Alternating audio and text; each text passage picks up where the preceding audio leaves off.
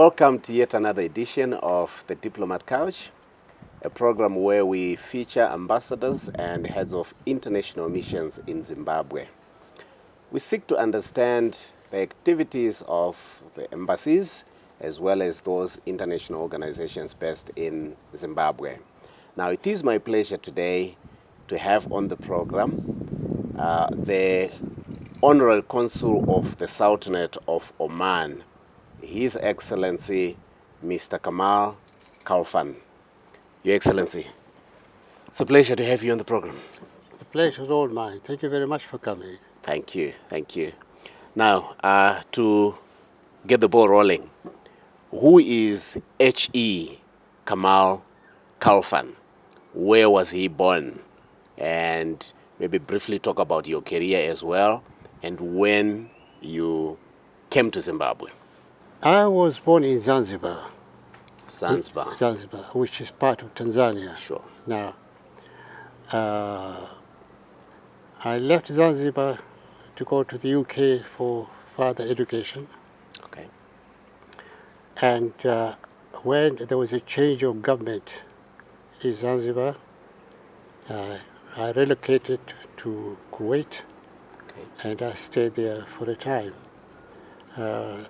Unfortunately, because of what happened in Zanzibar, my family lost everything. And Sad. my cousins looked after me in Oman, in Kuwait. Kuwait opened the doors for us at that time. But life was tough. I had no money, and this is something not many people know. This was in 65, 66. To get money, I was a blood donor at the hospital in Kuwait. My blood is B positive, which is a bit rare in the hospital. And they registered me, and they used to pay me 10 Kuwaiti dinars, which is $30 US. One Kuwaiti dinar is $3 US every 2 months. 30 US every 2 months. Every 2 months. So I had $15 US a month. A month. Yeah. That's how bad things were That's for how you. bad things were. But it's a long story. We go forward 20 years. I was traveling between Brazil, England, France, and Libya. I was involved in defense business. I trained the Libyan army on the use of armored cars which are supplied from Brazil. I remember one time I was at the harbor in a restricted area in Tripoli to unload the military equipment, and I saw 2 buses coming in the restricted area, and I saw these Africans coming out of the buses. This in Tripoli. So I turned to the friend of the Libyan officer. I said, "Who are these people?" He said, "These are Rhodesian freedom fighters. Gaddafi is supporting them against the Rhodesians. But we don't want anybody to know, so this ship is for them. We meet them after midnight. They stay here early in the morning. We take them to the desert for training." So this was the first time I came across, at that time, what we called Rhodesia. Freedom fighters in Rhodesia. Yeah. And then,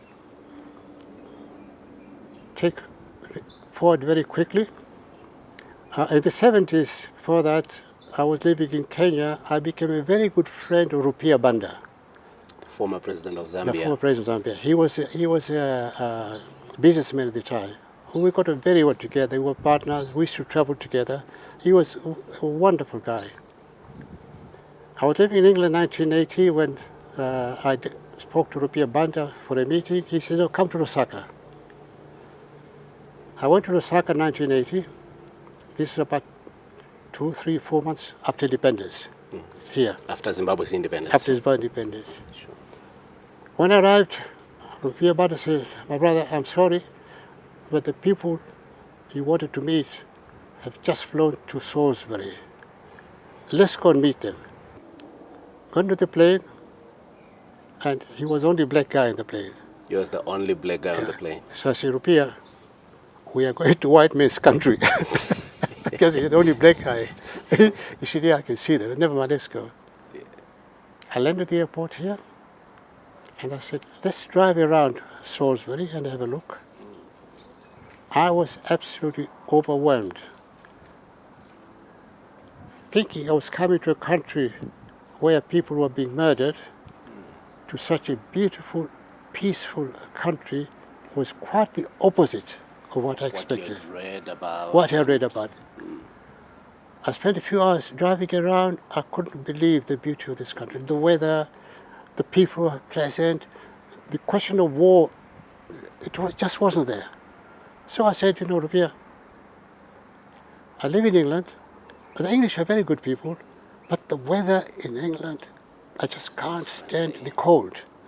I was born in Zanzibar, Indian Ocean Island. I like the good weather. England in the summer is wonderful, but when it comes to the cold, I think I'm going to live here. I said, okay, yeah. I went to immigration here, and there was a lady called Mrs. Lieberman. I said, I've come to apply for residency. She was Jewish. So, Your Excellency, straight after touring Harare, you I made were up my mind. overwhelmed by the beauty of this country, the peace that was there, Yeah. just barely 4 months after independence. Yes. And you made up your mind That's right. that you are applying for residence in Zimbabwe. Yes. And there it went. I'm my own boss. I don't have to take permission from anybody. Okay.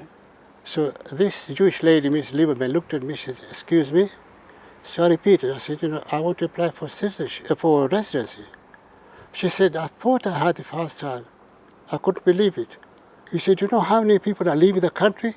You're the first one who wants to come and settle here. He said, here are the forms, fill them in. So I filled them in, and I became a resident. And because of my military background, soon afterwards I got to know H.E.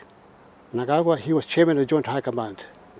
I got to know Rex Nongo, Solomon Juru, Zinavash, Chue. I got to know. And this is how I started my operation in Zimbabwe. In Zimbabwe. Your Excellency, we have to take a short break, and then when we return, we look at other facets of your stay in Zimbabwe. All right. Viewers, don't go away. Stay tuned. That is His Excellency Mr. Kamal Kalfan, the Consul of the Sultanate of Oman. Welcome back. Now, Your Excellency, when we took the short break, you were talking about, you know, how you settled in Zimbabwe, and primarily it was because of the friendly weather that you really enjoyed, and the people as well. Now, I understand you're a businessman. Let's get to talk briefly about your business interests, maybe some of your projects, if you would like to share more on that. Right. When I came in 1980, obviously I was not involved in any business. Sure. Then I got to know, I was introduced by a bank, someone who owned catercraft at the airport, in-flight catering business. Okay. He wanted, because a lot of the whites here were scared of the country, they wanted to leave. Mm-hmm. He was anxious to leave the country, to go to South Africa. So I bought catercraft. At that time it employed roughly about maybe 180 people. Okay. And over a period of years, so many airlines, roughly about 50, 60, 17 airlines, international airlines came to Zimbabwe. The company expanded to, we employed about 700 people. 700. Yeah. And it went extremely well until sanctions came. The airlines stopped coming from about 15 or so to 2. And I had no choice either to close the company or to reduce. Scale down on operations. I was informed that I cannot close the company because it is a critical operation at the airport. Sure. So we had no choice but to retrench about 600 members of our staff. Sad. That was extremely painful because this company was one of the top 4 in the world in airline catering. In airline catering. one of the top 4 in the world. Is it? By British Airways Standards. standards, yeah. Oh, We nice. also have a plaque from them congratulating us. Oh, And Qantas also, we were number 2. okay. And we had real professionals, and suddenly they were jobless. And what was very painful is they have wives, children, parents. So a few thousand people then was suddenly without income. But the matter was completely out of our Beyond hands. your control. So we continued, up to now we continue to go, because sanctions will be lifted one day. When, I don't know. And the other business, I wanted to, I believe in preservation of wild animals. Preservation of. Wild animals, yeah. Oh, wonderful. And I got to know a company, this white guy who was in Macheke. He owned El Dorado Game Park, and he was most anxious to leave because he thought he was going to be arrested also at that time, 1981. So you bought into that I as bought well. that, and Okay. all sorts of animals, and preservation of animals is It's close to your heart. class. And then I went into farming, and we are one of the biggest tobacco farmers. This year we've sold roughly 650,000 kgs of tobacco. That's close to 1 million kgs of Yeah, tobacco. 650,000 Yeah, kgs of that's tobacco. huge. That's huge. And 100 hectares of wheat, 100 hectares of maize. We do that. We employ about 400 people At the farm. at the farm, yeah. That's big. And that is ongoing. Wonderful. Wonderful. I know you are also involved big time in charity activities. Please talk to us about that. I have been involved in charity for many years. I used to donate money to charities. And at one time I was chairman of Childline, to look after children and so on. Sure. I'm talking over 25 years and above. And one day I decided that I should run my own charities rather than just donate. And that was problematic for me because I didn't even know how to run charities. It was just the idea. Okay. Took some time, then I thought, I have an idea. I will organize a charity company, run once a year charities using horse racing, and raise money to charities. But then I thought what I will do is, in the charity, I knew quite a few ministers, they were pastor friends of mine. I said to them, I'd like to organize this charity. We would like you to be trustees. Sure. When we raise money, that money will be contributed to the different constituencies in Zimbabwe. And they thought it was a good idea. And I said, I will ask President Echi, who I knew personally, if he will become the patron, that will give a good status. And weight to That's the right. whole thing. And I spoke to Echi. He said, yes, I think it's a good idea. I said, all the money we raise once a year will be for charities in different areas of Zimbabwe. I would like you to be the patron. With your name there, it will make a big difference. Sure. So he said, who are the trustees? And I mentioned Honorable Nangagwa, before he became president, of course, Chiwenga, and a number of other ministers. He said, yes, I'll become the patron. I said, I would like you to allow me to use the word Republic Cup, not just any name. He said, go ahead. Sure. The first year went very well because the people who contributed money, I invited them to the stewards' quarters where they met President Mugabe. The president was there from about 1 o'clock to about 5 o'clock, lunch and so on. Sure. So it was a good networking, Opportunity for And- attendees. and the people liked it who contributed. It went very well. Sure. One of the guests was General Chiwenga, who was commander of the army. Sure. I said, my brother, I like this. Can you find a way to have an army charity also? Okay. I said, okay, I'll see what I can do. Anyway, so we organized Army Commanders Charity. And the money went to the widows and orphans of the army, schools, clinics, and so on. And so forth. Soon after that, the police followed suit. the Air Force followed suit, and prisons followed suit. well. Yeah, they all also had. So you're now doing for the whole security apparatus in the country. And we've been going on for nearly 25 years, except for the last 3 years because of COVID, we couldn't run. All right, Your Excellency, let's take another short break, and then when we return, we talk about Oman. Okay, viewers, stay tuned. When we return, we talk about Oman. I'm talking here to the Consul of the Sultanate of Oman, His Excellency Kamal Khalfan.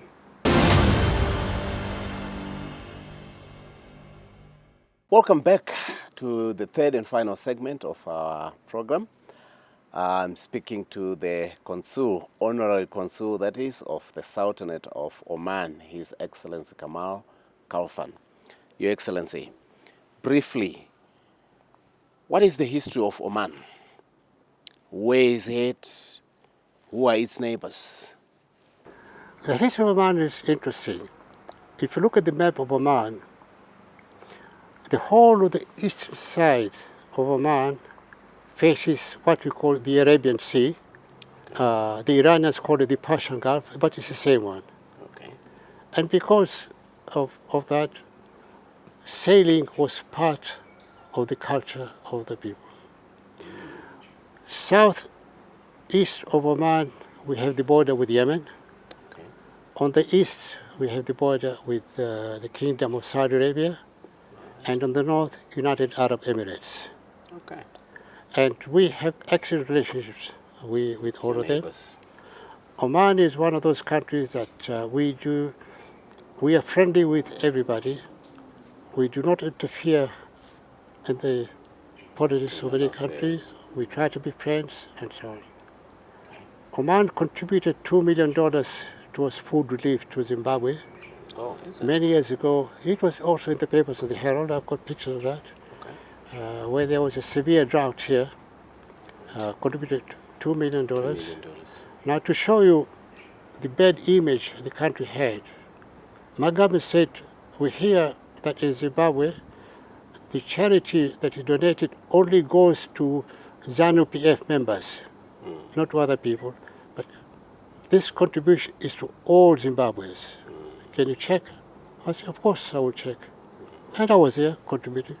There was no question of anybody being asked for membership, whatever. It was for everybody.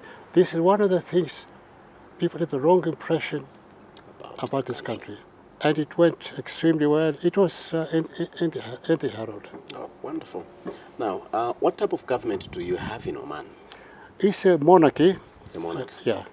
Okay. His Majesty and all his family, for God knows, 1800s. We go back a long way. Yeah, he's been, one of his Majesty Sultan Sultan Haitham, Sultan Qaboos, may his rest in peace.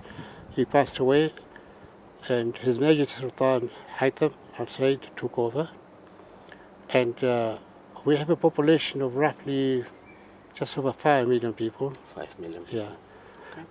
But because of the expansion, we had to employ a lot of foreigners. I think roughly we have maybe 1.6 million foreigners. 1.6 1.6 million. million Yeah. foreigners working in Foreigners Oman. in Oman, out of about 5 million. Okay. And they come from Philippines, India, Pakistan, Iran, some other Arab countries, Tanzania, Kenya, Uganda, and so on. So the country is open It's really multiracial. to that. Yeah. Okay. And let's briefly talk about the economy here. Just an overview, Your Excellency. What are the big economic drivers? What are the major imports and exports? Oman, basically, because the north of Oman is desert. Okay. The south is tropical. There is a fair amount of agriculture, but shipping, fishing, and oil. Okay. But our oil deposit is not as vast as in Abu Dhabi or Kuwait or Qatar or Saudi Arabia. Okay. We are small, but it helps Helps the country. the country. Do you export any of the oil? We export, yes, we export the oil, wonderful. yeah. Wonderful. Okay. And the government is very careful on how the funding is utilized. Muscat, in fact, the whole country is very well built. Okay. It's clean, it is safe, people are free to go anywhere. There's total freedom. The rule of law is very strict. Very strict. Oman. So much so that, for example, if you cross the red light, you'll be locked up, and you pay a big fine. A big fine. If they catch you on camera throwing rubbish anywhere out of a car, you'll get arrested. This is how strict we are. And the country is very clean from that point of view. Very law clean. abiding and so on. Yeah. I like that. I like that. Okay, Your Excellency, are there any Zimbabweans? You spoke about, foreigners working in Oman. Are there any Zimbabweans in Oman? There are many Zimbabweans in Oman, Okay. like other countries. I wouldn't know the numbers because it doesn't come under the Ministry of Foreign Affairs. Okay. The Ministry of Labour will have the numbers and so on. I see. We don't know.